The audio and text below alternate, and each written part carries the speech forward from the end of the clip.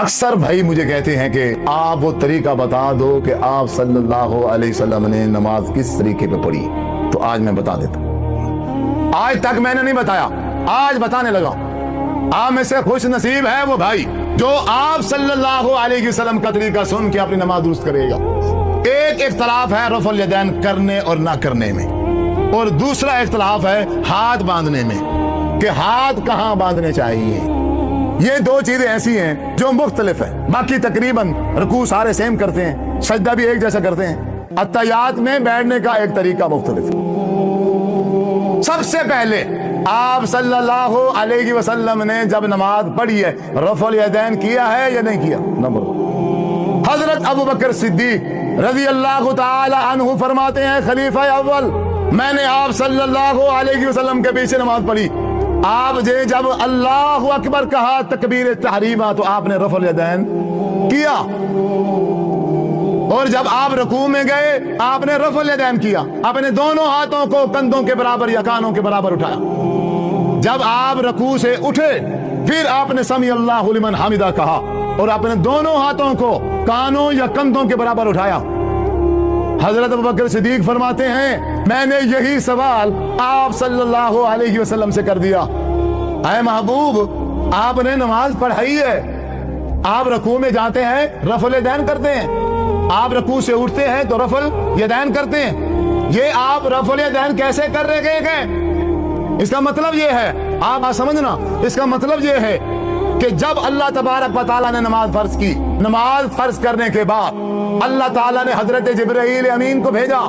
2 دن حضرت جبرائیل امین آئے اور آپ صلی اللہ علیہ وسلم کو نماز پڑھنے کا طریقہ سے سمجھایا. ایک دن آپ کو اول وقت میں نماز پڑھ کے دکھائی کہ اللہ فرما رہے ہیں کہ میرے محبوب سے کہیں آپ کہ پہلے نماز پڑھنے کا جو طریقہ تھا اب شریعت محمدیہ صلی اللہ علیہ وسلم شروع ہو گئی ہے. آج سے 5 نمازیں فرض ہیں, پہلے 2 تھیں اب 5 ہو گئی ہیں. اب طریقہ بھی نیا ہے. اب آج کے بعد نماز کیسے پڑھنی ہے؟ جاؤ جبرائیل امین آپ میرے محبوب کو نماز پڑھ کے دکھا کے آؤ کہ آج کے بعد نماز کس طریقے پر پڑھنی ہے. حضرت ابوبکر صدیق فرماتے ہیں محبوب کیوں؟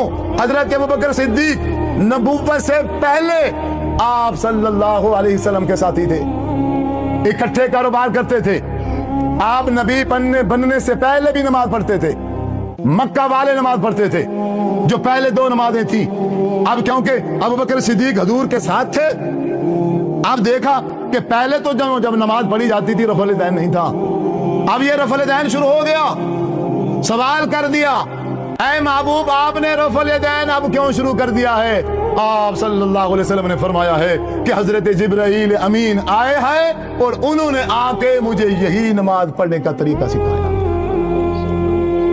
اللہ تعالیٰ نے حضرت جبرائیل امین کو بھیجا اور طریقہ سمجھا کے بھیجا کہ میرے محبوب سے کہیں کہ آج کے بعد نماز کیسے پڑھنی ہے. اپنے ہاتھوں کو کانوں یا کندھوں کے برابر اٹھانا ہے جب اللہ اکبر نماز شروع کرنی ہے, اور جب رکوع میں جانا ہے رکوع میں جانے سے پہلے اللہ اکبر کہہ کے اپنے دونوں ہاتھوں کو کندھوں کے برابر یا کانوں کے برابر کرنا. اے محبوب پھر رکوع میں جانا. ہاں جب آپ رکوع کر لیں اور رکوع سے جب آپ سر مبارک اٹھائیں سمی اللہ لمن حمدہ کھڑے ہو کے کہیں اور پھر اپنے دونوں ہاتھوں کو کانوں یا کندھوں کے برابر اٹھائیں. یہ اللہ تعالیٰ نے حضرت جبرائیل کو سمجھایا, حضرت جبرائیل نے محمد الرسول اللہ صلی اللہ علیہ وسلم کو بتایا, اور آپ صلی اللہ علیہ وسلم نے صحابہ کو سمجھایا, اور پھر ساتھ میں حکم ارشاد فرمایا صلو کما رأیتمونی اصلی, اے صحابہ نماز اس طرح پڑھو جس طرح تم نے مجھے نماز پڑھتے ہوئے دیکھا ہے. کچھ ہمارے بھائی ایسے ہیں جو کہتے ہیں حضور نے ہم مانتے ہیں رفع الیدین کے ساتھ نماز پڑھی ہے, ہم مانتے ہیں, ہم تسلیم کرتے ہیں, وہ کہتے ہیں, لیکن بعد میں آپ صلی اللہ علیہ وسلم نے پھر رفع الیدین کرنا چھوڑ دیا تھا. بھائی وہ چھوڑ دینے والی حدیث آج تک سامنے نہیں آ سکی. ایک حدیث پیش کی جاتی ہے کہ حضور نے فرمایا ہے جس طرح شریر گھوڑا دم ہلاتا ہے تم اسی طرح نماز کے اندر شریر گھوڑے کی طرح دم میں ہلاتے ہو. اسکنوا فی الصلاۃ, نماز میں سکون کرو. اور یہ بیان کرنے والا صحابی حضرت جابر بن سمرہ ہے رضی اللہ تعالی. بخاری کی حدیث ہے, امام بخاری رحمت اللہ علیہ اس حدیث کو تشہد میں अत्तहियात में बयान कर रखे गए। बे अत्तहियात कैसे बैठना है। फिर रावी हदीस सहाबी रसूल जो ये हदीस बयान कर रहा है, वो सहाबी खुद वजाहत कर रहा है कि हम रफ़ुल यदैन, जिसको हजूर ने शरीर घोड़े के साथ तशबीह दी है, वो कब करते थे। सहाबी फरमाता है, हज़रत जाबिर कहते हैं, हम अत्तहियात बैठते और जब सलाम फेरने की बारी आती तो हमारी आदत ये थी, हम अपनी रान पे यूं हाथ मारते, हाथ मार के फिर हम दाईं साइड पे कहते अस्सलामु अलैकुम व रहमतुल्लाहि व बरकातुहू, और इस तरह हम हाथ भी मिलाते। और फिर जब हम बाईं साइड पे कहते अस्सलामु अलैकुम व रहमतुल्लाह, तो फिर हम बाईं साइड पे भी अपने हाथ को ऐसे उठाते थे। तो इतने में हजूर सल्लल्लाहु अलैहि वसल्लम ने हमें देख लिया और फरमाया, ये क्या कर रहे हो तुम, शरीर घोड़े की तरह, जिस तरह शरीर घोड़ा इस तरह दुम्मे मारता है, हिलाता है, तुम शरीर घोड़े की तरह अपने हाथों को हिला रहे हो नमाज में। उस्कुनू फिस सलात, नमाज में सुकून करो। जालिम है ये मौलवी, इन्होंने उम्मत को जुदा कर दिया, इन्होंने मुसलमानों को आपस में लड़ा दिया, और हम नादान इन मौलवियों के कहने पर लड़ने के लिए एक दूसरे के लिए तैयार करें। अल्लाह ताला ने अकल दी है, शऊर दिया, ये कुरान है हमारे पास, रसूलुल्लाह सल्लल्लाहु अलैहि वसल्लम का फरमान हमारे पास मौजूद है। हमें लड़ने की जरूरत है, क्यों लड़े हम, एक दूसरे को जहन्नमी क्यों कहें हम, एक दूसरे को इस्लाम से खारिज क्यों करें हम, एक दूसरे पर कुफ्र का फतवा क्यों लगाएं। और जब हमारे पास हदीस मौजूद है, लड़ाई करने से पहले, फतवा लगाने से पहले हर बंदा, मैं कह रहा हूं कि आप सल्लल्लाहु अलैहि वसल्लम का तरीका नमाज पढ़ने का रफ़ुल यदैन करके है। एक दूसरा मौलवी कहता है नहीं, आप सल्लल्लाहु अलैहि वसल्लम ने बगैर रफ़ुल यदैन की नमाज पढ़ी है। तो अब इसमें कोई लड़ाई वाली बात नहीं है, कोई झगड़े वाली बात नहीं है। अब जिसकी बात हदीस रसूल से मिल जाए उसको ले लो, और जिसकी बात हदीस से न मिले उसको छोड़ दो, वो गलत इंसान, बात खत्म, सिंपल बात। इसमें कोई लड़ाई और झगड़े वाली बात बिल्कुल नहीं है। एक तरफ से कहता है रफ़ुल यदैन मनसूख हो गया, फिर खुद रफ़ुल यदैन करता है। अब जब ईद उल फित्र की नमाज पढ़ेगा, हर तकबीर के साथ रफ़ुल यदैन करेगा। जब ईद उल अज़हा पढ़ेगा, हर तकबीर के साथ रफ़ुल यदैन करेगा। और जब इशा के बाद वितर की नमाज पढ़ेगा, वितरों की नमाज में जब दुआए कनूत पढ़ने की बारी आएगी, दुआए कनूत पढ़ने से पहले क्या करेगा, रफ़ुल यदैन। वो तो मनसूख हो गया।